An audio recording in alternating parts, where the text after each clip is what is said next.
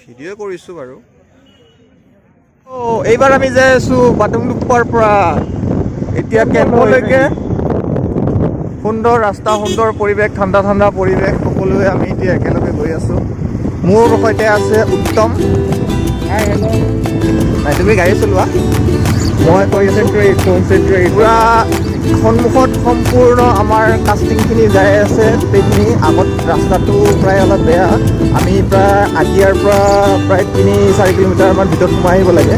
তাৰপিছত এতিয়া সম্পূৰ্ণ কালচাৰৰ মাজতে এইটো গোটেই প্ৰগ্ৰেমটো হয়। মই বাৰু প্ৰগ্ৰেমটো ভিডিঅ' জাষ্ট দেখাম আপোনালোকক। ফটো আছে, ফটোকেইখনো মই শ্বেয়াৰ কৰিম। এতিয়া বৰ্তমান আমি আহি আছোঁ কেম্পলৈকে। এতিয়া বৰ্তমান আমি কেম্পত পাম। আগত এতিয়া বৰ্তমান বহুতো মানুহখিনি আছে, যাম এতিয়া। তাৰপিছত আৰু এতিয়া আহি পাইছোঁ। এইকেইটা হ'ল ধীৰাজ, দিলীপ।